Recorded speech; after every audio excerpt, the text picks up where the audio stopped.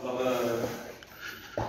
comme l'a présenté, je suis Bossert, directeur des startups et circuits au niveau du ministère des connaissances, startup et entreprises. L'intervention en PLI, je suis directeur des conférenciers pour comprendre un petit peu l'écosystème qu'on a fait. C'est un ministère très jeune qui a été créé en 2020. كنا وزارة متابعة وراحنا وزارة التعاون وزارة المؤسسات الناشئة. Depuis 2020 jusqu'au mi-2025, on a bâti un écosystème algérien. Et bâti l'écosystème algérien, on a commencé de zéro. Il n'y avait rien. Au début, il y avait 4 personnes. Et donc actuellement, on est exactement 17 personnes. 17 personnes qui gèrent le ministère. On est pratiquement, si le ministre sera là, vous dites qu'il y a une start-up, 17 personnes. Et moi, j'occupe le poste de CTO de la start-up. Alors, on va parler de 2020 jusqu'au 2025, mais ce n'est pas par ordre chronologique. Je ne sais pas en 2020, 2021, 2022.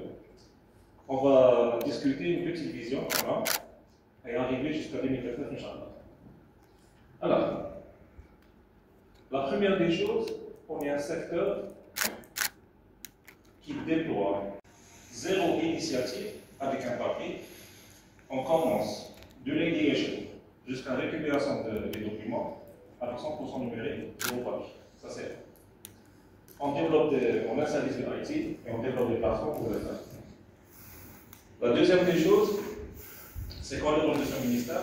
C'est exactement un facilitateur entre le monde de l'entrepreneuriat et les autres gouvernements. C'est les autres ministères, institutions, publics et même privés. C'est tout le public. On est facilitateur depuis 2020. Et si je prends une personne qui a créé un projet en 2020 et la même personne qui va reprendre un autre projet en 2025, il y a l'argent. Il y a beaucoup de choses à faire. Il reste beaucoup de choses à faire. C'est ça que nous avons. On n'a pas un écosystème qui est parfait. Ce n'est pas Silicon Valley, ce n'est pas les États-Unis. Mais on a des champions à gérer. On va parler de ça. C'est qu'avant le ministère, il y avait déjà des startups. Il y avait des micro-entreprises. Il y avait des entrepreneurs. Et il y avait des expertises. Mais tout ce monde est un petit peu éparpillé. Qui gérait le ministère? Il a essayé de ramasser un peu de gens, de centraliser la chose et de faire un suivi. Ce n'est pas un par un, parce que maintenant il y a du monde. Mais au début c'était un par un, c'était des gens qui vont. Et ensuite, tellement il y a du monde, on essaie de régler la chose et on commence par les aspects juridiques. Parce que ce qui bloque en Algérie, c'est l'aspect juridique. Par contre, votre ministère, votre institution, ainsi de suite. D'accord? Donc ça, c'est le premier aspect. Malheureusement, on fait beaucoup d'administration. Bon, je déteste le faire. Mais il y a tout un secteur, enfin toute une direction qui fait que ça. Une direction qui fait que l'administration, pilotée par le secrétaire général. Une direction qui fait que les aspects juridiques. Et moi, je fais que l'aspect éthique. Moi, en fait, à mon niveau, je pilote toutes les startups et les structures d'appui. C'est quoi les structures d'appui? C'est l'accompagnement de la personne jusqu'à la création de l'entreprise. Ce que je pilote. Alors,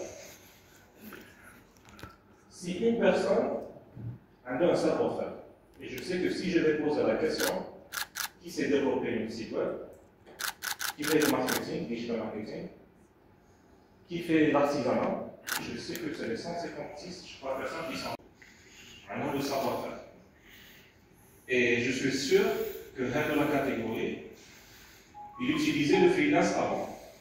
Il y a des plateformes, ça fait en dollars, c'est déjà bien. Alors le ministère a bien un puisque le facturier il est par rapport, parce que si le gouvernement a besoin de ça, il n'a pas le droit. D'accord? Quel que soit l'état ou privé. Alors là, je n'ai pas le droit, parce qu'il n'a pas quelque chose de légal pour le faire. Alors, et en plus, quels les déploiements, qu'est-ce qu'ils ont? Ils dégagent tout ce qui est paperasse et gestion. Malheureusement, des moments de facturer, il y a les impôts, qu'est-ce qu'elle va prendre? Elle va prendre un pourcentage. Pourquoi il fait facturer le pourcentage? Le gros j'ai fait 1 million de dinars, je vais facturer 1 million de dinars. Par exemple, je fais la fin d'année, je fais 10 millions, etc. Il n'y a pas ce langage. Donc, dans les deux années, il faut mettre une carte, on appelle ça la carte auto-entrepreneur. Elle a donné à une personne. C'est pas un groupe, à une personne.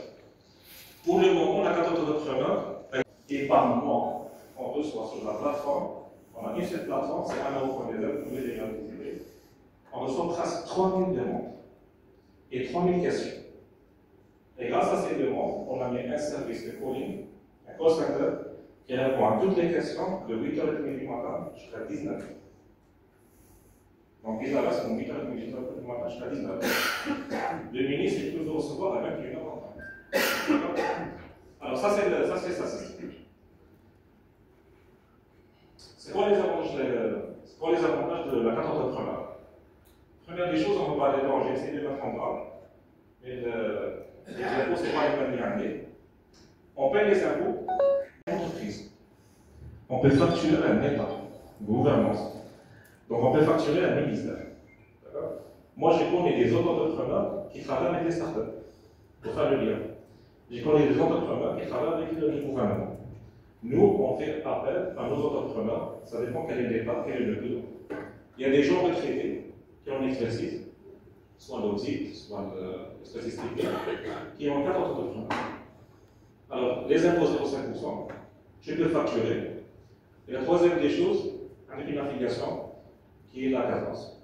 D'accord? Et en plus, tu as un numéro de NIF. C'est différent la carte entrepreneur par rapport à un registre de commerce. D'accord? Et la deuxième condition, c'est que le seuil de chiffre d'affaires qui est autorisé par la carte entrepreneur, c'est 5 millions de dinars par an. Et tu as 3 ans successifs. 5 millions, 5 millions, 5 millions. On peut avoir la première année 2 millions.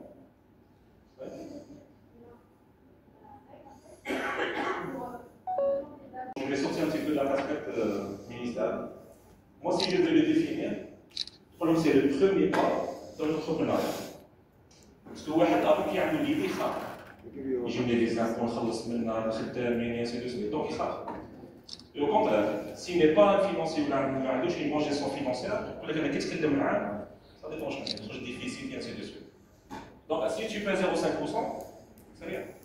D'accord? Donc moi, comment je le définis? Premier pas de l'entrepreneuriat, auto-entrepreneur. Et on a commencé avec ça exactement en février 2024. Donc il y a une année et demie, presque 40 000 inscriptions. Ça, c'est le premier axe. On a deux